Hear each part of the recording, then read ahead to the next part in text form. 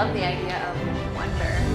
It does make me think a lot about the human-animal bond, because we spend so much time wondering or considering what the other party is thinking and why on earth humans would allow creatures to live in their home that, don't pay rent, don't cook you dinner, don't appear to do anything of utilitarian value, and yet people are honored and delighted to share their lives and to create some sort of special relationship that we still don't fully understand.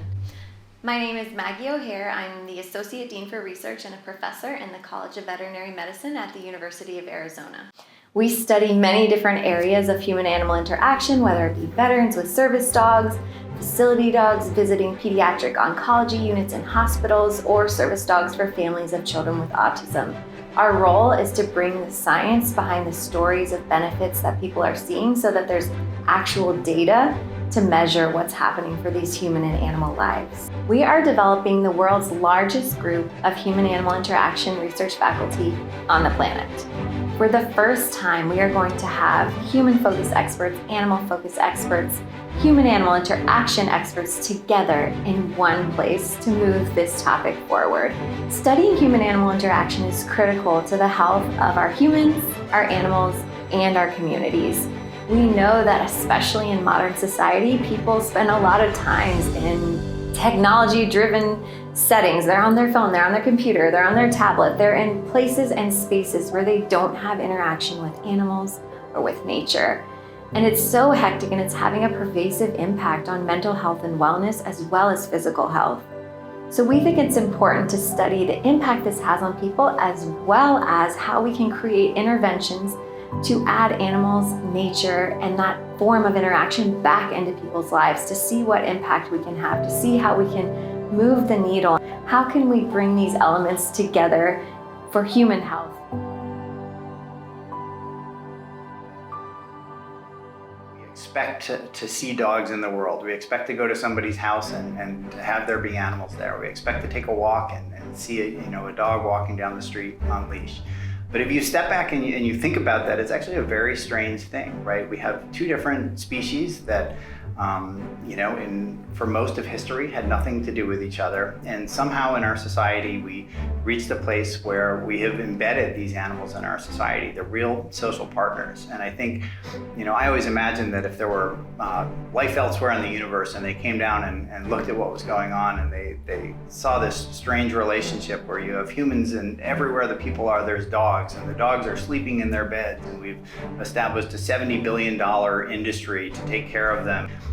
You would look at this and just be totally baffled by it. So I think it's important to recognize the things that we take as familiar, but when you step back and think about it, are actually very strange. Hi, my name is Evan McLean. I'm an associate professor in the College of Veterinary Medicine and director of the Arizona Canine Cognition Center. We are very interested in studying the canine mind, so we do a lot of research to try to understand how dogs understand their world, how their minds are similar and different to our own minds as humans, and how we can use information about dog psychology both to help dogs and also to help dogs help people. At the Arizona Canine Cognition Center, we have a really interesting opportunity where we actually don't have any dogs that live at the center. In fact, we do all of our research with dogs in the local community. We rely on dog owners in the Tucson area that are interested in participating in research, and they bring their dog in for typically about a 1-hour visit.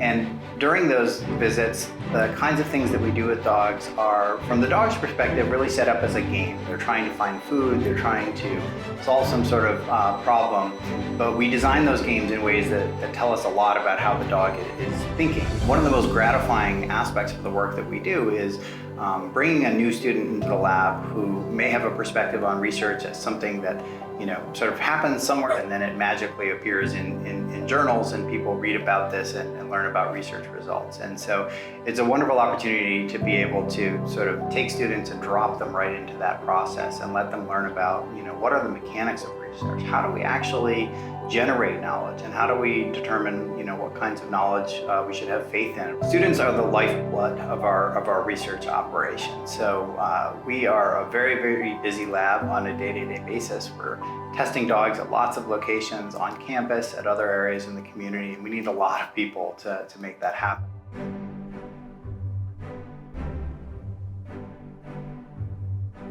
a young age were really wondering about animals. I'm so lucky because I get to study this every day. So wonder really drives my research. My name is Dr. Carrie Rodriguez. I am the director of the Human Animal Bond Lab, or the HAB Lab, here at the College of Veterinary Medicine. When I was in college, I was 100% sure that I was going to be a veterinarian. I was on the pre-vet track, and I didn't really know what research was. It was a little bit scary. But what changed is that I became a research assistant my sophomore year of college. I worked in the Duke Canine Cognition Center with Dr. Evan McLean, who was the PhD student when I was a little undergrad, and I was exposed to really incredible research. I became addicted fast. I really think that participating in research at an early level in your college career can really help transform what you think you want to do with your life. Being at the University of Arizona is really special for our field because we are surrounded by experts in human medicine and animal medicine. It allows us to really thrive and not only form collaborations across campus, but to really network and create innovative solutions to understanding how animals are fitting into the human health landscape. It's truly an honor to be a part of this group where for the first time we get to come together and spend our days and our time thinking about how we interact with animals, how the animals impact us and how we impact them, and how that can impact broader society. Donor support is critical because this is a newer area. I mean, historically, people haven't recognized how huge of an impact animals can have on human lives. So without that support, we're unable to conduct these studies, to create research opportunities for students, and to really change the way people see humans and animals and how those can help one another.